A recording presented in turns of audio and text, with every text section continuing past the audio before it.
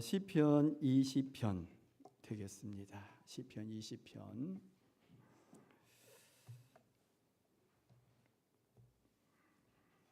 새해되니까 그 교회 찬양대의 찬양이 전체적으로 바뀌어서 분위기가 새롭고 또 너무 좋습니다. 악보라 여러 가지 선곡을 우리 정경원 사님 잘해 주셔서 대단히 감사를 드립니다. 자, 20편 1절로 9절. 환난 날에 여호와께서 내게 응답하시고 야곱의 하나님의 이름이 너를 높이 드시며 성소에서 너를 도와주시고 시온에서 너를 붙드시며 내 모든 소재를 기억하시며 내 번제를 받아 주시기를 원하노라. 셀라. 내 마음의 소원대로 허락하시고 내 모든 계획을 이루어 주시기를 원하노라. 우리가 너의 승리로 말미암아 개가를 부르며 우리 하나님의 이름으로 우리의 깃발을 세우리니 여호와께서 내 모든 기도들을 이루어 주시기를 원하노라. 여호와께서 자기에게 기름 부음 받은 자를 구원하시는 줄 이제 내가 아노니 그의 오른손에 구원하시는 힘으로 그의 거룩한 하늘에서 그에게 응답하시리로다. 어떤 사람은 병거 어떤 사람은 말을 의지하나 우리는 여호와 우리 하나님의 이름을 자랑하리로다. 그들은 비틀거리며 엎드러지고 우리는 일어나 바로 서도다. 여호와여 왕을 구원하소서. 우리가 부를 때에 우리에게 응답하소서. 아멘. 오늘 말씀과 함께 우리 모두에게 은혜를 주실 줄로 믿습니다. 말씀의 제목은 내 마음의 소원대로 허락하시고. 이 말씀의 축복, 제목의 축복이 오늘 저와 여러분 모두에게 있기를 원합니다. 미국 뉴욕의 맨하탄에 가면은 뉴욕 곰탕이 있다고 합니다. 뉴욕 곰탕. 가거든 꼭 잡수세요. 근데 이 뉴욕 곰탕을 설립한 분이 누구냐면은 김유봉 장로입니다. 김유봉. 이분의 간증을 좀 오늘 설교 서두에 말씀을 드리고자 합니다. 이 김유봉 장로는요, 경기도 여주에서 태어났다고 그래요. 이 김유봉 장로의 아버지는요, 전답이 많아가지고 김유봉 아들이 학업을 마치면은 농사 일을 하기를 원했대요. 근데 어머니가 초등학교 교사 출신이었는데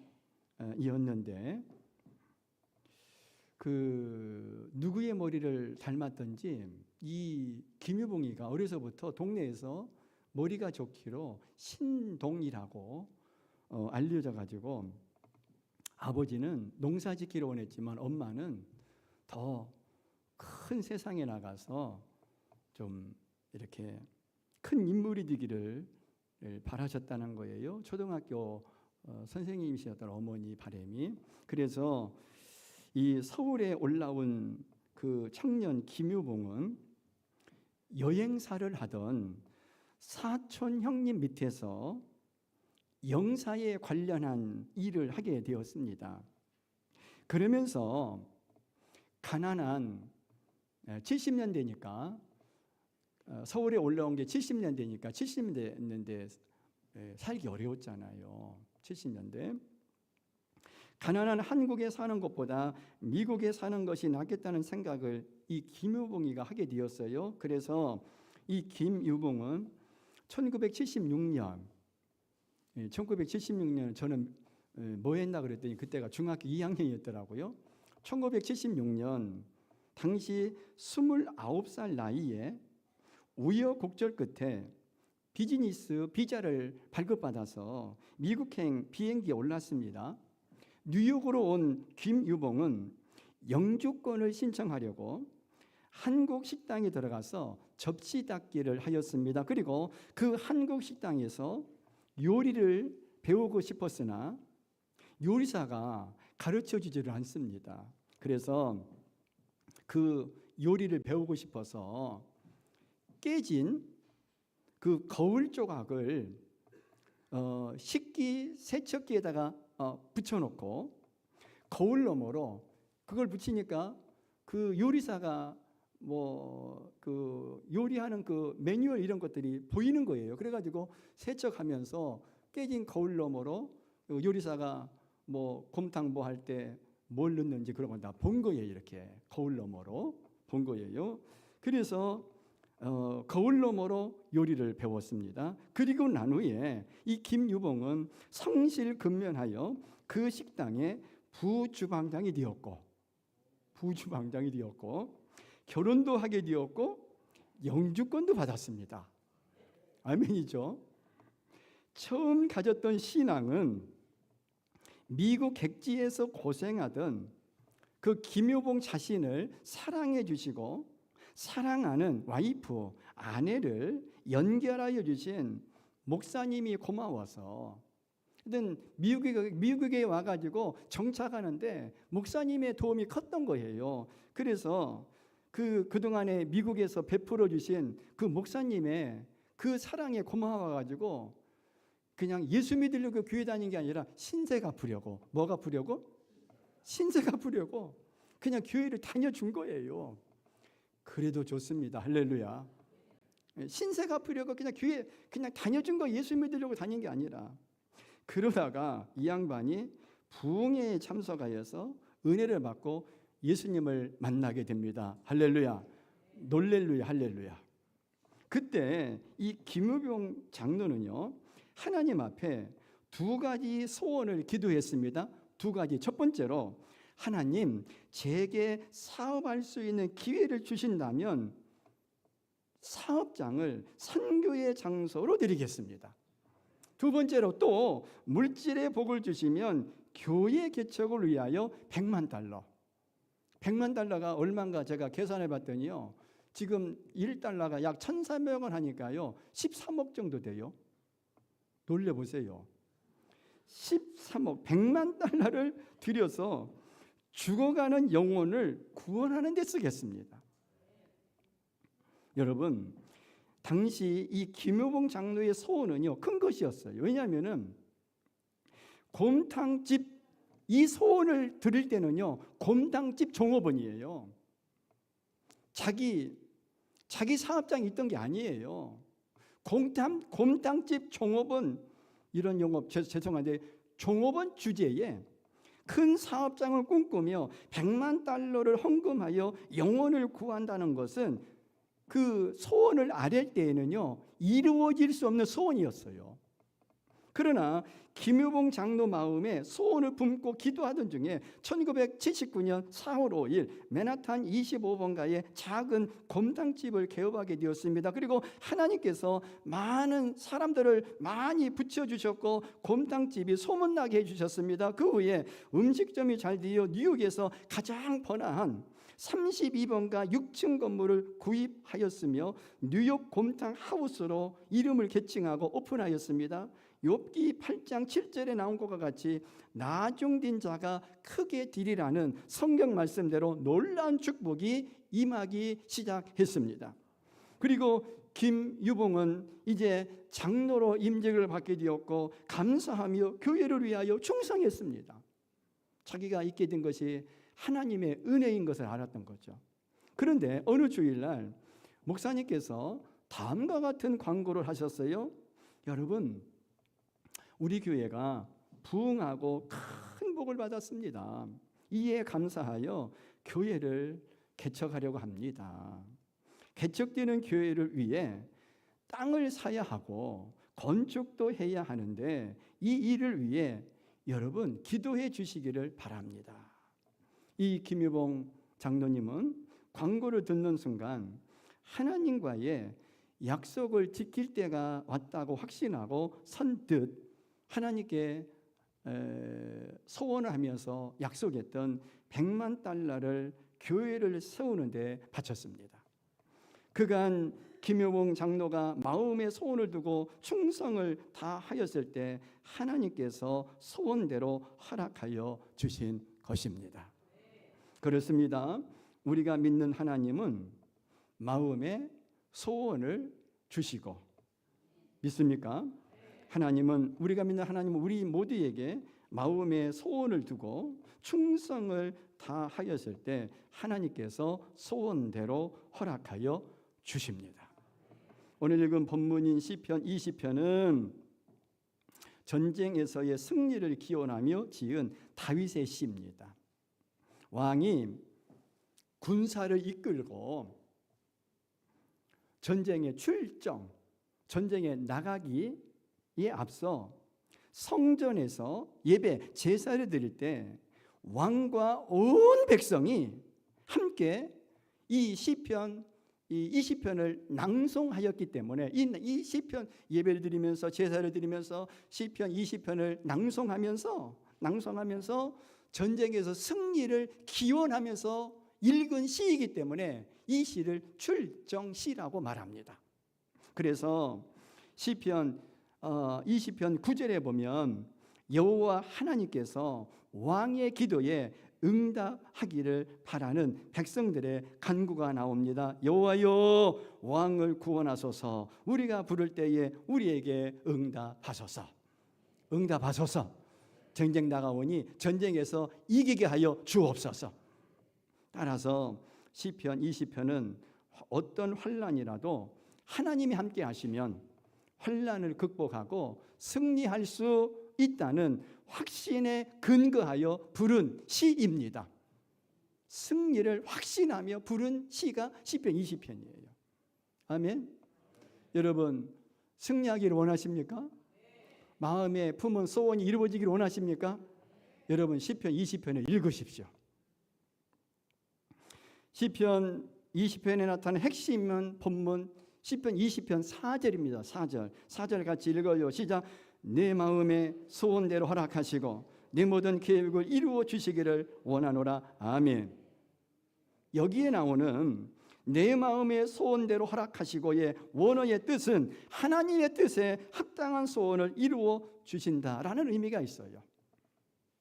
즉 하나님의 뜻에 합당한 소원을 이루어 주시다의 뜻은 내 마음의 소원대로 허락하시고는요, 다윗 왕의 승리를 기원하는 백성들의 간구입니다. 다시 말해 왕의 마음에 소원하는 바를 이루어 달라고 구하는 것입니다. 그렇다면 어떻게 할 때 저와 여러분의 마음 가운데 허락하신 그 마음의 소원대로 이루어지도록 하나님께서 허락하실까요? 첫 번째로 기도가 간절해야만이 하나님께서 우리가 품은 마음의 소원을 허락하시고 이루어 주시는 줄로 믿으시기를 바랍니다. 뭐가 간절해야 돼요? 기도가 간절해야 돼요. 기도가. 평생 5만 번의 기도 응답을 받은 조지 뮬러는요, 농부가 올해 추수 때를 기다리듯이 하나님의 응답을 참음으로 기다리라고 말하면서 자신의 기도와 그 응답에 대해 다음과 같이 말했습니다. 들어보세요. 나는 1844년부터 예수 믿지 않는 불신자 5사람이 예수 믿고 구원받기를 바라며 마음에 두고 기도하기를 시작했다.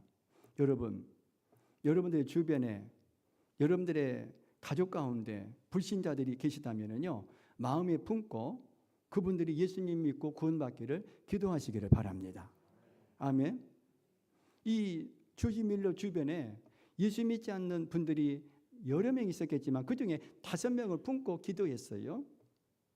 그러자 18개월이 지난 후에야 한 사람이 회개하였고 그 후 5년을 더 기도하니 또 한 사람이 회개하였으며 12년 반이 지난 후에야 다시 한 사람이 회개했다. 5사람 중에 3사람이 한 사람은 18개월 만에 뮬러가 기도한 다음에 18개월 만에, 그 다음에 또 한 사람 5년 후에, 또 한 사람은 12년 만에 돌아왔어요. 그리고 40년 동안 다른 두 사람을 위하여 하루도 빼지 않고 기도하였는데 아직 그들은 회개하지 않았다. 그러나 나는 그 다른 두 사람을 위하여 계속 기도한다. 결국 그 두 사람도 회개하였는데 한 사람은 뮬러가 죽기 바로 전에 회개하였고 나머지 한 사람은 뮬러가 사망한 후 회개하고 주님께 돌아왔습니다.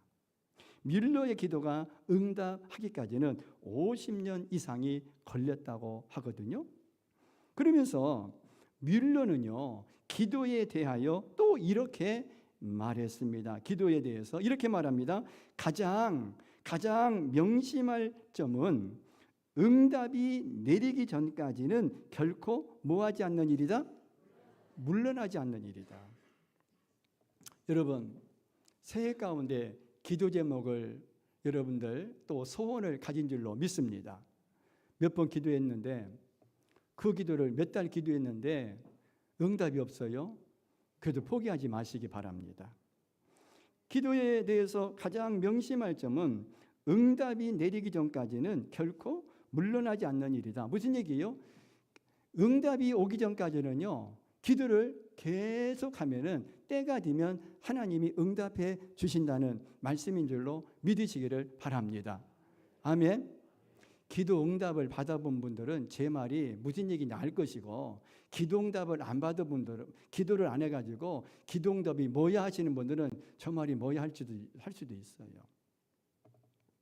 저는 신년 벽두부터 저의 개인적으로 기도 제목이 있어가지고 기도했는데 하나님이 응답을 주셨어요. 아멘 좀 하세요? 응답을 주셨어요. 저녁마다 제가 그걸 놓고 제 아내와 기도했어요. 옛날 어느 젊은 수도자가 있었는데 이 수도자가 새벽 기도 시간에 졸다가 스승에게 야단을 맞고 다음과 같이 투덜거렸습니다. 그 얘기를 보면은 이 얘기를 읽어보면 이때 수도자가 새벽기도 시간에, 여러분 새벽기도하다가 졸 수 있잖아요. 근데 꼬박 졸다가 스승한테 걸려가지고 그때는요 이 대나무로 만든 걸로 해가지고 막 이런 데를 두들겨 맞았다는 거예요. 하나님 앞에 기도하는데 졸면 되느냐고 두들겨 맞았고 정신 나는 거죠. 그랬더니 이 수도자가 이렇게 투덜거렸어요. 뭐라고 투덜거렸냐면요, 우리가 기도한다고 하나님을 볼 수 있나요? 투덜거리는 젊은 수도자를 향하여 스승이 이렇게 반문했습니다. 너의 기도로 해가 뜨게 할 수 있느냐? 여러분, 우리가 기도한다고 해를 뜨게 할 수 있어요, 없어요? 없어요. 투덜거리는 수도자를 향하여서 스승이 너의 기도로 해가 뜨게 할 수 있느냐? 그 스승의 말에 젊은 수도자가 할 수 없다고 대답하자 스승도 이렇게 말합니다. 하나님은 기도로 불러낼 수 있는 분이 아니라고 말했어요. 하나님은 기도로 불러낼 수 있는 분이 아니라고 말했어요, 스승이. 스승의 그 말에 젊은 수도자가 의기양양하게 다음과 같이 항변했습니다. 기도로 하나님을 뵐 수 없다면 왜 기도해야 합니까? 그러자 그 스승이 젊은 수도자에게 조용히 다음과 같이 말했습니다. 이거 띄워보세요. 읽어요. 시작. 해가 뜰 때 깨어있지 않으면 해를 볼 수 없듯이 기도하지 않으면 하나님이 오실 때 하나님을 뵐 수 없지 않겠느냐. 참 이게 맞는 말이에요. 그죠? 하나님이 아무개에게 기도응답도 주고 싶고 할렐루야, 기도응답도 주시고 싶고 축복하고 싶은데 기도를 안 하니까 줄 수가 없는 거예요. 그런 얘기 아니겠어요? 해가 뜰 때 깨어있지 않으면 해를 볼 수 없듯이 기도하지 않으면 하나님이 오실 때 하나님을 뵐 수 없지 않겠느냐. 맞으면 아멘. 그렇다면 젊은 수도자와 스승의 대화를 통해 기도란 무엇일까요? 젊은 수도자는 젊은 수도자는요 기도를 뭐라고 생각했냐면요, 하나님을 불러내는 것으로 생각했어요. 하지만 스승은요, 기도는 하나님을 기다리는 것으로 생각했어요. 하나님을 기다리는 게 기도다. 또 젊은 수도자는요, 기도는 자기 자신이 중심이었고, 이 젊은 수도자는요, 자기가 응답받고 싶을 때 응답을 받아야 되는 자기 중심적인 기도였죠. 그러나 스승의 기도는요, 다만 하나님이 중심이었습니다. 젊은 수도자의 기도 시간은 자기의 타이밍 때였지만 스승의 기도 시간은 오직 하나님의 타이밍 때였어요. 그러므로 진정한 기도는 나의 때가 아니라 하나님의 때를 기다리는 것이 진정한 기도인 줄로 믿으시기를 바랍니다. 그래서 예수님도 마가복음 13장 33절에서 이렇게 말씀하셨습니다. 세 번역으로 제가 읽을게요. 조심하고 깨어 있어라. 그때가 언제인지를 너희가 알기 때문에, 모르기 때문에 하나님이 언제 응답하실지 모르기 때문에 깨어서 기도해야 된다는 거예요. 본문 오늘 읽은 시편 20편 1절입니다. 환난 날에 여호와께서 내게 응답하시고 야곱의 하나님의 이름이 너를 높이 드시며, 여기 나오는 내게 응답하시고의 원어의 뜻이 뭐냐면요, 구원에 대한 간구를 연락하시다 라는 의미가 있어요. 환난 날에 하나님이 응답하신다는 것은 환난 날에 간절히 기도하면 구원하신다는 하나님의 약속입니다. 전쟁의 승리는 사람에게 달려 있는 것이 아니라 전쟁의 승리는 하나님께 달려 있습니다. 기도 응답도 하나님께 달려 있습니다. 인생의 승패도 하나님께 달려 있습니다. 하나님이 도우셔야 인생 전쟁에서도 승리할 수 있습니다. 그리고 하나님이 도우시고 은혜를 주셔야 기도 응답도 받을 수 있습니다. 그것을 체험하도록 하나님은 저와 여러분에게 간절히 기도하라고 명령하고 있습니다. 환난 날에 승리하는 비결은 간절히 기도함에 있습니다. 인간적인 지혜를 짜내는 데 있지 않습니다. 힘 있는 사람을 의지하는 데 있지 않습니다. 오직 하나님을 의지하는 데 있습니다. 하나님은 환난 날에 부르짖는 간절한 기도에 응답하십니다. 세상의 모든 일은 하나님께 속하였습니다. 하나님이 모든 일을 주관하십니다. 그러므로 하나님께 간절히 기도할 때 승리할 수 있습니다. 위기의 때에 간절히 기도하시기 바랍니다. 하나님께 간절히 기도하면 마음의 소원대로 허락하여 주실 줄로 믿으시기를 바랍니다. 두 번째로, 마음의 소원대로 허락하시는 은혜를 받기 위해서는 예배를 뭐 해야 돼요? 중시해야 합니다. 예배를 중시해야 돼요. 불란서의 나폴레옹 황제가 워털루 전쟁에서 참패하여 세인트 헬레나 섬에서 유배 생활을 하고 있을 때였습니다. 제가 중학교 2학년 때 과학을 가르치는 선생님이신데, 이 양반이 세계사에 관심이 많아가지고 이 나폴레옹에 대해서 그분에 대한 전기를 쫙 꿰고 있어가지고 과학 시간에 수업을 들어가지고 과학은 안 가르치고 수업 시간에 와가지고 나폴레옹 얘기를 많이 했어요. 나폴레옹 얘기를. 그래서 아주 재밌게 그런 기억이 있어요. 이 워털루 전쟁에서 패해가지고 세인트 헬레나 섬에서 유배 생활을 하고 있을 때 기자가 찾아와서 나폴레옹 황제에게 물었습니다. 황제께서 가장 행복한 순간이 있었다면 언제였습니까?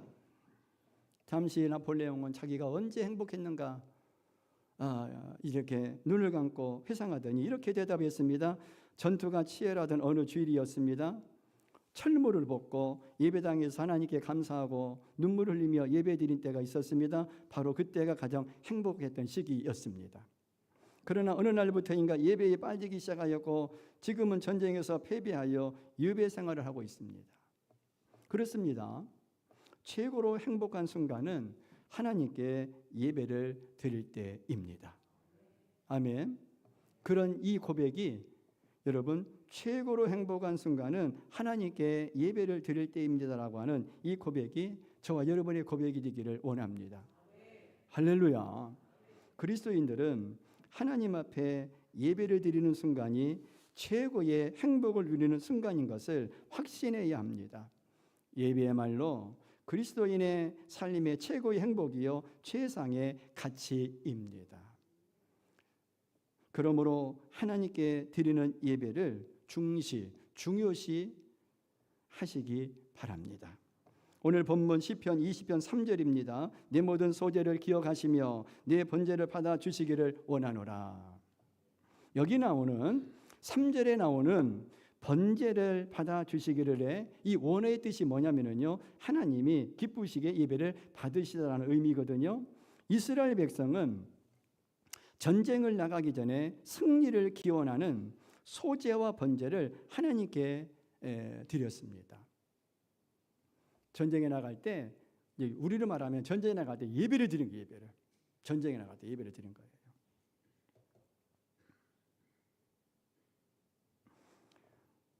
그러니까 무엇을 하든지 간에 하나님이 함께 하시고 하나님이 도우시고 하나님이 승리하게 만들어 주실 것을 믿습니다.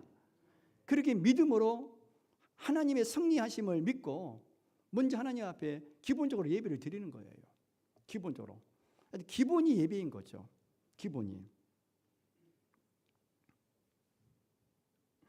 마틴 루터는요, 방송실 계속 잘 띄워주세요. 마틴 루터는요, 예배를 뭐라고 했냐면요, 하나님으로 하나님 되게 하는 것이라고 정의를 했어. 예배가 뭐라고요? 하나님을 하나님으로 되게 하는 것이 예배예요. 그러니까 여러분, 예배를 무시하면은요, 하나님을 하나님으로 되지 못하게 하는 수도 있다는 거예요. 여러분, 예배를 하나님 마음의 소원이 이루어지기를 원하십니까? 예배를 소중히 여기시기를 바랍니다. 아멘. 우리 교회의 중직자분들 특히 예배를 여러분 중요하게 여기시기를 바라겠습니다. 예배를 무시하지 마십시오.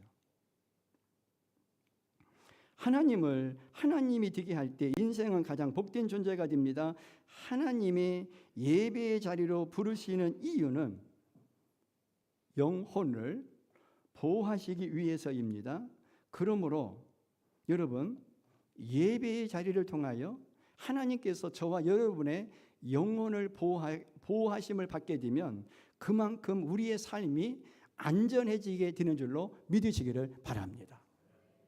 미국의 대사업가로 사람들의 존경을 받았던 아더 마이다스라는 분이 한때 미국의 10대 재벌 중에 한 사람이었고 하나님을 위한 선한 사업에 기부한 사람이었습니다. 아더 마이다스가.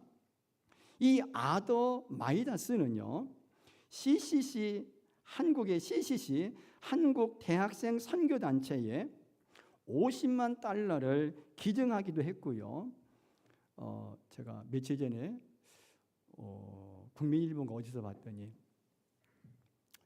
CCC를 창립하신 김주근 목사님이 올해가 100주년이라고 하더라고요. 그러면서 이분이 이력을 잠깐 소개했는데 장로지 신학대학을 졸업했더라고. 우리 주은이가 졸업한. 그리고 첫 목회지가 파주에서 장로교회 통합 측에서 목회를 했다고 하는 그런 이력을 제가 지난주 중에 읽은 기억이 있어요. 이 마이다스는요, CCC에 50만 달러를 기증했고 7억 달러를 들여서 선교재단을 설립하여 복음 전도와 구제에 힘쓰기도 했습니다. 한 기자가 아더 마이다스에게 신앙과 인생의 성공 비결이 있다면 무엇이냐고 묻자 이 아더 마이다스는 주저없이 내게는 아주 간단한 5가지의 신앙 철학이 있습니다라고 대답을 해서요. 첫 번째가 뭐냐면요, 주일 예배를 어떻게 하는 거? 온전히 드리는 것. 자기의 신앙과 인생의 성공 비결이 있는데 첫 번째가 뭐냐? 신앙 철학이 있는 5가지 중에 첫 번째가 주일 예배를 온전히 드리는 것이고, 두 번째로는 온전한 11조를 드리는 것이고, 세 번째로는 하루에 첫 시간을 기도로 시작하는 것이고, 네 번째로는 예수님을, 이거 좀 잘 띄워줘요. 예수님을 나와 내 가정의 주인으로 삼는 것이고, 다섯 번째로는 시간과 돈을 선한 사업에 사용하는 것이라고 얘기를 했어요. 첫 번째가 뭐예요? 주일 예배를 온전히 드릴 때에 자기는 신앙과 인생에도 성공할 수 있었다는 거예요. 그러므로 사랑하는 성도 여러분, 어떤 상황에도 예배를 포기하지 마시기 바랍니다. 예배에 성공하면 인생의 성공자가 되고 예배에 실패하면 인생의 실패자가 됩니다. 복 받는 것보다 중요한 것은 예배를 통해 하나님 편에 서는 것입니다. 예배의 자리를 힘써 지키면 손해볼 것 같지만 오히려 마음의 소원을 허락하시며 더욱 귀한 것으로 채워주실 줄로 믿습니다. 세 번째로는 마음의 소원을 허락받기를 원한다면요, 세 번째로는 승리를 뭐 해야 돼요? 확신해야 됩니다. 승리를. 영국에 말을 더듬고 집중력이 약해가지고 공부를 못하는 한 소년이 있었습니다. 이 소년은요, 사춘기가 되어서 자신의 약점을 극복하지 못하면 말을 더듬고 또 집중력이 약해가지고 이걸 극복하지 못하면, 자신의 약점을 극복하지 못하면 꿈을 이루지 못한다는 것을 깨닫고 책을 소리내어 읽으면서 집중력을 길렀고 말을 더듬는 습관도 극복했습니다. 그리고는 그 소년은요, 꿈에 그리던 군인이 되기 위해서 육군사관학교에 지원을 했습니다. 2번이나 떨어졌지만 이 소년은 포기하지 않았고 세 번째 당당히 합격자 명단에 이름을 올렸습니다. 무사히 육군사관학교를 졸업하고 장교가 된 이 청년은요, 중요한 전쟁터에 투입되었지만 작전 실패로 전쟁 포로가 되었습니다. 불행하게도. 그러나 감옥에서 다시 탈출해 본국으로 돌아왔고 이 과정을 통해 실패자가 아니라 전쟁 영웅 대접을 받았습니다. 그리고 정치인이 되어서 후에 수상의 자리에까지 오르게 되었고 독일의 히틀러와 맞서 불리했던 전쟁을 승리하고 절대로 포기하지 말라는 명연설을 남긴 영국의 윈스턴 처칠로 역사에 이름을 남겼습니다.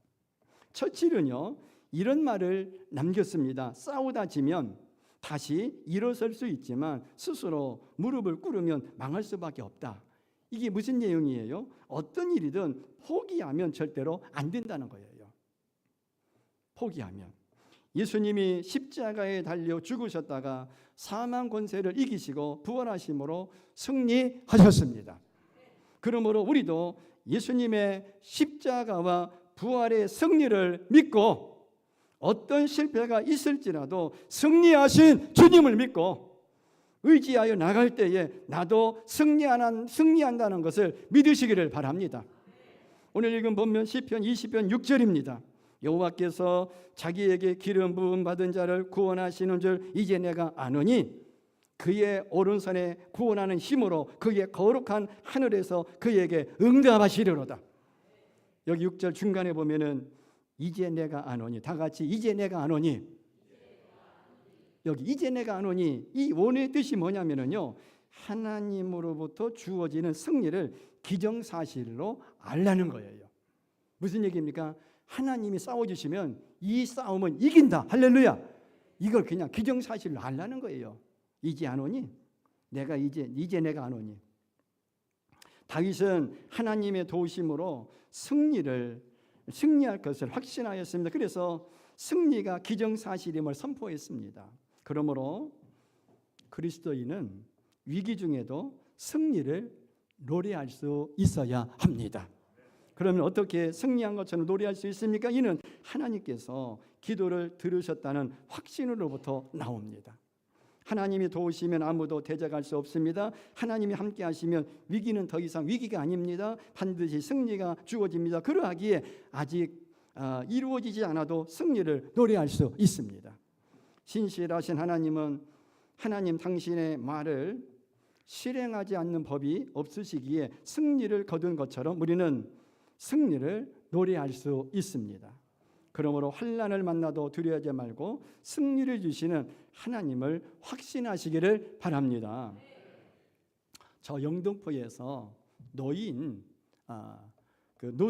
무료 급식소를 운영하고 있는 유정옥 사모님이 계시는데요. 이분이 쓴 책 가운데 울고 있는 사람과 함께 울 수 있어서 행복하다라는 책이 있어요. 노숙인 사회 가니까 얼마나 마음 아픈 일이 많았겠어요.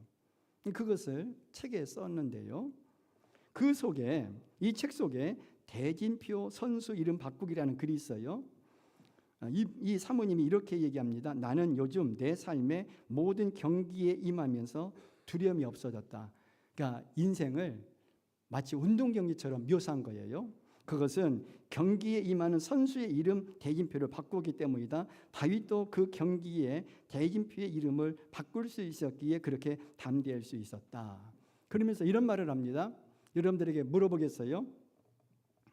소년 다윗과 골리앗 장군이 싸우면 누가 이깁니까? 누가 이겨요? 그렇지, 골리앗이 이겨요. 성경에 다윗이 이겼다니까 다윗이라고 말해야 점수 나올 것 같아요. 다윗 나면 아니야. 여러분, 우리가 인간적으로 보면은요, 15살, 6, 7 먹은 소년 다윗과 2m 60 건장한 체격 골리앗 장군과 싸우면은요, 누가 봐도 다윗이 집니다. 그러나 다윗이 아니라 하나님과 골리앗 장군이 싸우면 누가 봐도 누가 이깁니까? 하나님이 이기고 골리앗이 집니다.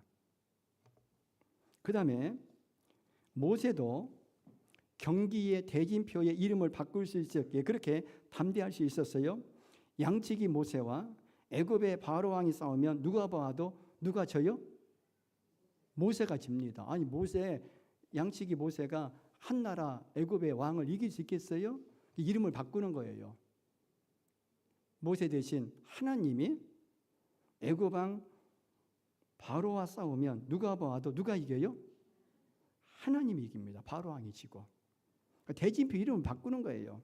그러면서 나는 요즘 내 삶에 이 유정호 사모님이 그럽니다. 대진표를 다시 짜고 있다. 내 이름을 빼고 하나님의 이름으로 바꾸는 일이다.